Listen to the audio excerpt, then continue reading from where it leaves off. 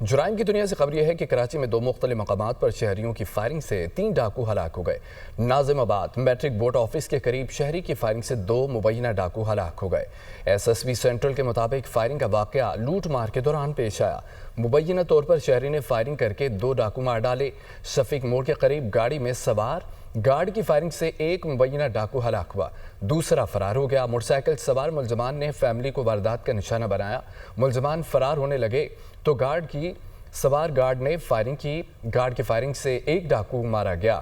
ہلاک ڈاکو سے اسلحہ برآمد کر لیا گیا۔ کراچی میں 2 مختلف مقامات پر شہریوں کی فائرنگ سے 3 ڈاکو ہلاک ہو گئے۔ ایٹمی ہتھیار دنیا کا خاتمہ کر دیں گے۔ دنیا کو چاہیے کہ تباہی والے ہتھیاروں کو خیر آباد کہہ دیں۔ جوہری ہتھیاروں کے استعمال کا خطرہ ہر وقت منڈلاتا رہتا ہے۔ فرانس اور یورپ کے بیچ روس سے بچاؤ کے لیے ایٹم بم کے استعمال پر بات ہوئی۔ امریکی صدر ڈونلڈ ٹرمپ کا امریکی میڈیا سے انٹرویو میں اظہار خیال۔ آپ کو بتائیں کہ ایٹمی ہتھیار دنیا کا خاتمہ کر دیں گے۔ دنیا کو چاہیے کہ تباہی والے ہتھیاروں کو خیر آباد کہہ دیں۔ جوہری ہتھیاروں کے استعمال کا خطرہ ہر وقت منڈلاتا رہتا ہے۔ Donald Trump. امریکی ایلچی برائے ہوسٹیج نے اسرائیلی میڈیا سے گفتگو میں یہ کہا ہے کہ حماس 5 سے 10 سال کی جنگ بندی کے لیے تیار ہے۔ حماس نے تمام قیدیوں کی رہائی کے لیے مثبت رویہ اپنایا۔ امریکی یرغمالی غزہ سے رہائی کے لیے جلد پیش رفت کا امکان ہے۔ عالمی میڈیا کے مطابق امریکہ اور حماس کے درمیان براہ راست مذاکرات امریکی ایلچی برائے ہوسٹیج ایڈم اور حماس کے سیاسی مشیر طاہر النونو کے درمیان ہوئے ہیں۔ امریکی ایلچی برائے ہوسٹیج نے اسرائیلی میڈیا سے گفتگو میں کہا ہے کہ حماس 5 سے 10 سال کی جنگ بندی کے لیے تیار ہے۔ مشرق وسطی کے ممالک نے سیکیورٹی تعاون کے لیے اردن میں سر جوڑ لیے ہیں۔ ترکیہ، عراق اور شام سے وفود کی دارالحکومت عمان آمد خطے کو درپیش سیکیورٹی چیلنج پر تبادلہ خیال ایجنڈے میں شامل ہے۔ مشرق وسطی اور مغربی ممالک کو دہشت گردوں اور اسلامک اسٹیٹ سے خدشہ ہے۔ مشرق وسطی کے ممالک نے سیکیورٹی تعاون کے لیے اردن میں سر جوڑ لیے ہیں۔ شام کو خانہ جنگی میں نہیں گھسیٹا جا سکتا۔ کسی قوت کو اختیار نہیں کہ وہ شام کو کسی تصادم میں دھکیلے۔ شام کو گزشتہ ادوار کے حکمرانوں کی باقیات سے خطرہ ہے۔ ایسی قوتوں کو برداشت نہیں کیا جائے گا۔ بشار الاسد کی باقیات کے پاس شکست کے سوا کوئی چارہ نہیں ہے۔ ان کے خاتمے کے لیے اقدامات جاری ہیں۔ عبوری رہنما شاہ احمد الشرا کی گفتگو۔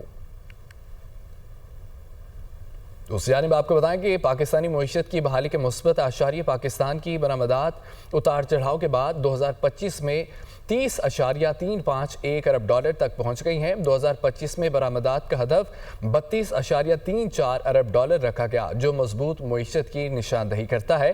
بیرون ملک مقیم پاکستانیوں کی ترسیلات زر معیشت کے لیے ایک اہم ذریعہ ہے۔ پاکستان کی معیشت مسلسل ترقی کی راہ پر گامزن ہے، جس کا ثبوت مختلف اقتصادی اشاریے فراہم کرتے ہیں۔ پاکستانی معیشت کی بحالی کے مثبت اشاریے۔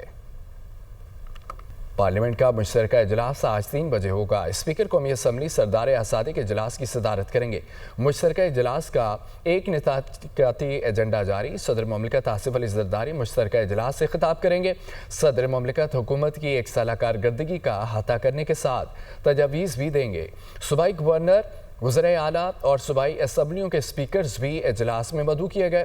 Chairman joint chief of staff committee اور مسلح افواج کے سربراہان کو بھی دعوت نامے ارسال کیے گئے۔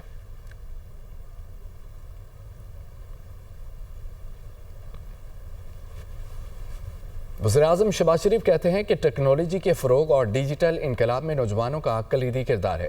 حکومت نوجوانوں کو جدید مہارتوں سے لیس کرنے کے لیے ہر ممکن تعاون فراہم کر رہی ہے۔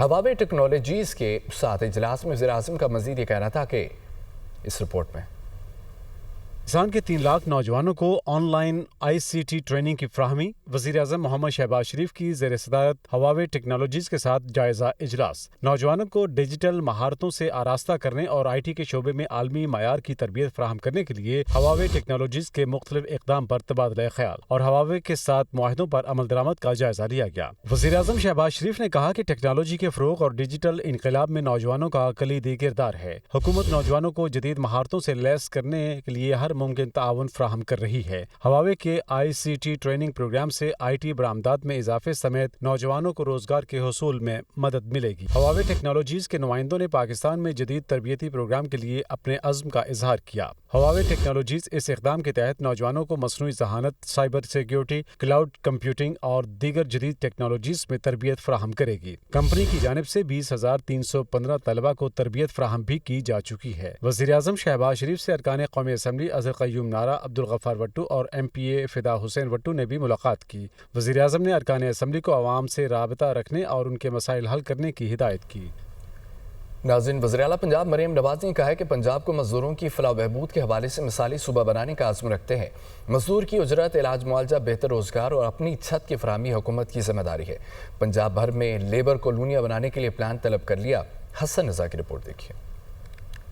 पंजाब मरियम नवाज सूबे में मजदूरों की वेलफेयर के लिए सरगर्म। वज़ीर आला पंजाब से सूबाई वज़ीर मेहनत फैसल अयूब खोखर का मुशावरती इजलास। वज़ीर आला मरियम नवाज ने मजदूरों की फलाह बहबूद के लिए अहम मनसूबों की मंजूरी दे दी। पंजाब भर में कम अज कम उजरत का निफाज यकीनी बनाने का हुक्म। सूबे भर में लेबर कॉलोनियाँ बनाने के लिए प्लान भी तलब कर लिया। पंजाब भर में सोशल सिक्योरिटी अस्पतालों की रिवैम्पिंग का हुक्म। लाहौर और रावलपिंडी, इस्लामाबाद में प्री स्कैनिंग के लिए मरियम नवाज वेलनेस सेंटर्स बनेंगे। सेंटर्स में मरीजों को स्क्रीनिंग के बाद बड़े अस्पतालों में रेफर किया जाएगा। लाहौर डिफेंस रोड पर 200 बेड के रहमतुल आलमीन कार्डियोलॉजी सेंटर बनाने का भी असूली फैसला किया गया है। रहीम यार खान में 50 बेड्स के नए सोशल सिक्योरिटी अस्पताल की भी असूली मंजूरी। वज़ीर आला मरियम नवाज ने कहा कि मेहनत कश अल्लाह के दोस्त हैं, उन्हें नाराज नहीं कर सकते। पंजाब को मजदूरों की फलाह बहबूद के हवाले से मिसाली मनसूबा बनाने का अज़म रखते हैं। मजदूरों के बच्चों के लिए आला तालीम के बेहतर मौके मुहैया कर रहे हैं। वज़ीर आला मरियम नवाज ने मजदूरों की फलाह बहबूद के लिए लेबर लॉज में तरामीम की हिदायत भी की।